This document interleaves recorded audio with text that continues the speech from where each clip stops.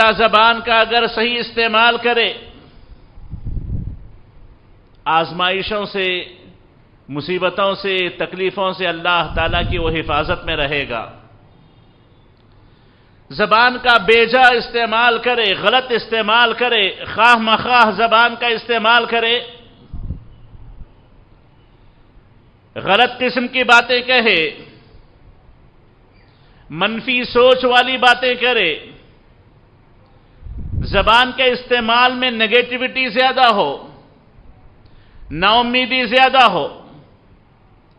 تو ایسے لوگ بہت زیادہ آزمائشوں کا شکار ہو جاتے ہیں، ایسے لوگ بہت زیادہ مصیبتوں سے دوچار ہوتے رہتے ہیں۔ تو اسی لیے ہمیشہ اپنی زبان کو مثبت معنی میں، اچھی سوچ میں، اچھے مطلب میں استعمال کرنا چاہیے۔ علی رضی اللہ تعالی عنہ اور حذیفہ رضی اللہ تعالی عنہ، ان دونوں صحابہ سے ایک قول بڑا منقول ہے، کہتے ہیں ان البلاء موکل بالمنطق یا ان البلاء موکل بالقول، کہ دیکھو آپ کی زندگی میں آنے والی آزمائشوں کا بڑا گہرا تعلق آپ کی زبان سے ہوتا ہے۔ آپ کی زندگی میں آنے والی مصیبتیں اکثر آپ کی زبان کی وجہ سے آتی ہیں۔ بندہ زبان کا اگر صحیح استعمال کر لے، مثبت استعمال کرے، اچھی امید میں اپنی زبان کو استعمال کرے، اچھی باتیں کہے، تو اس کے ساتھ معاملات بھی اچھے ہوتے ہیں، تقدیر بھی اس کی اچھی ہوتی ہے، فیصلے بھی اس کے حق میں اچھے ہوتے ہیں۔ اس کے مقابلے میں نا امیدی کی باتیں کرنا، ناکامی کی باتیں کرنا، بددعائیہ کلمات نکالنا،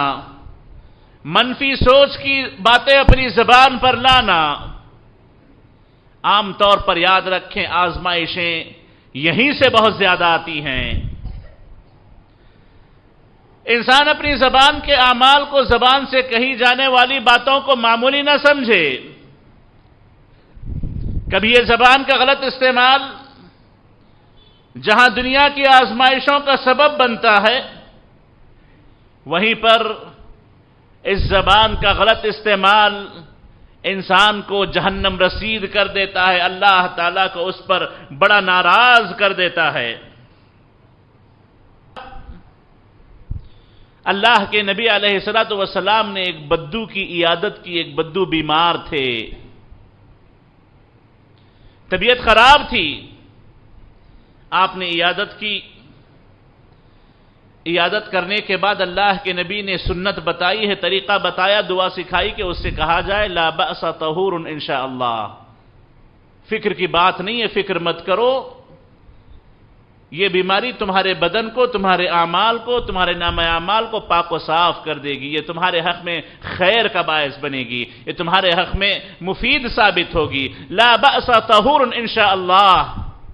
یہ کلمات نبی کریم علیہ السلام نے سکھائے،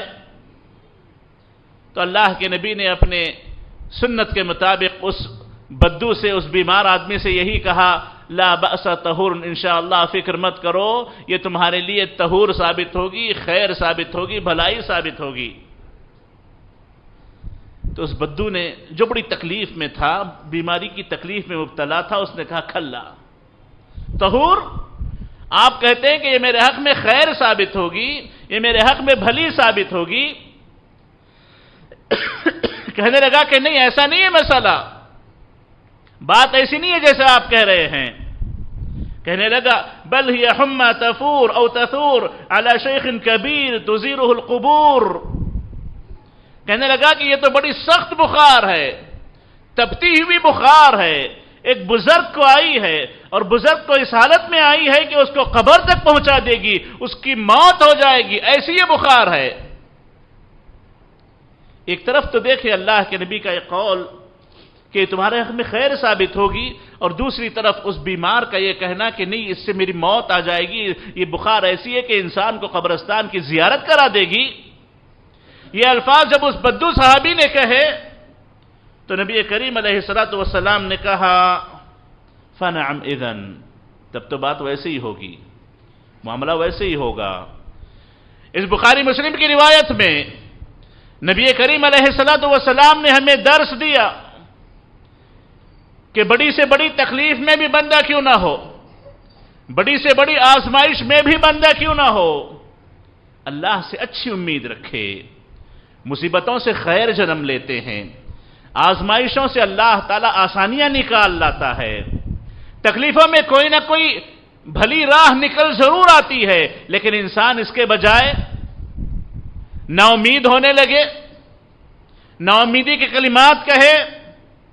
تو اللہ اس کے ساتھ ویسا ہی معاملہ کرتے ہیں، اس کی زبان کے استعمال کی وجہ سے اس کے ساتھ ویسا ہی معاملہ کیا جاتا ہے جیسا اس نے کہا، ہوا ویسے ہی اس صحابی کا، اس بدو کا اسی بخار میں انتقال ہو گیا۔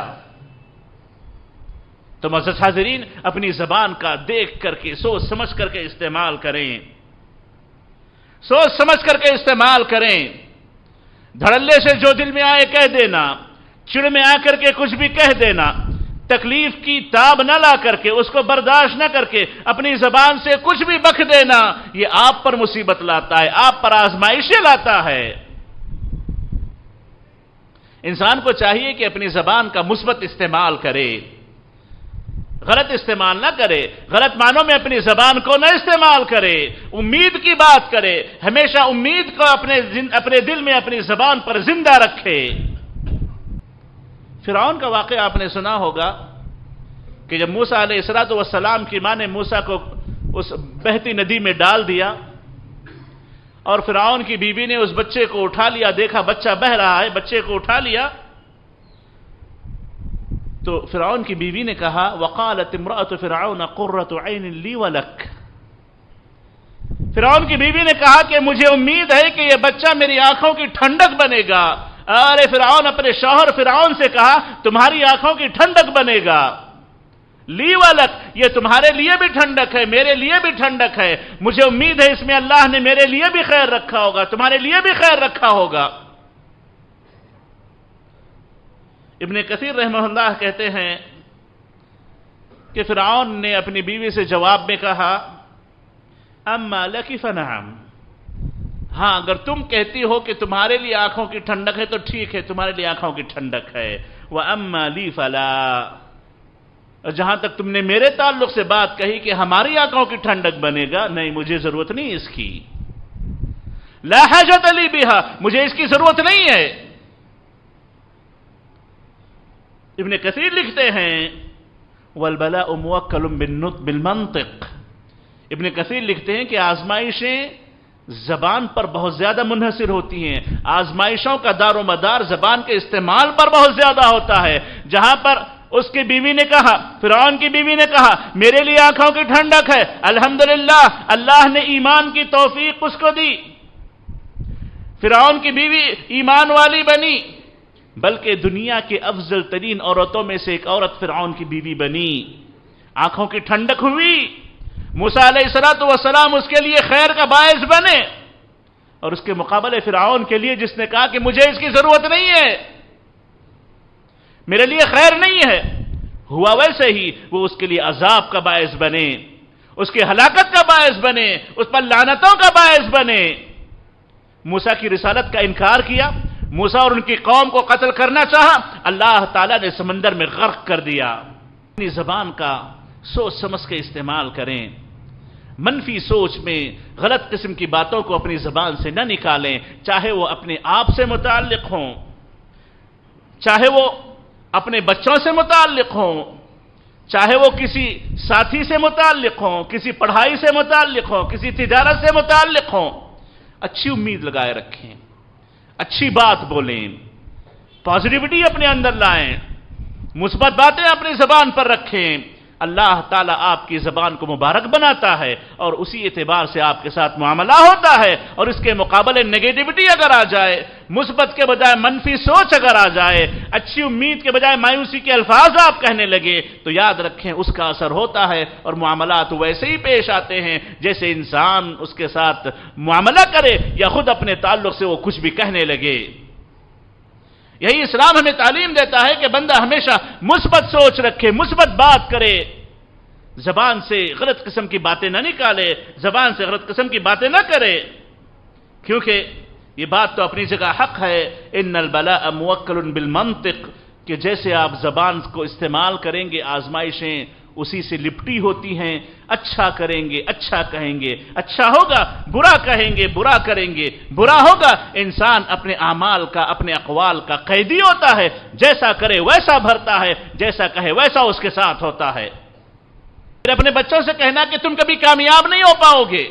تم پڑھ نہیں پاؤ گے، تم لکھ نہیں پاؤ گے، تم یہ نہیں کر پاؤ گے، وہ نہیں کر پاؤ گے، یہ زبان کا غلط استعمال ہے۔ بلکہ بعض اوقات زبان کا استعمال کرتے ہوئے بات بد دعاؤں تک آ جاتی ہے، جاؤ اللہ تمہیں کبھی کامیاب نہ کرے، اللہ تمہارے ساتھ وہ معاملہ کر دے۔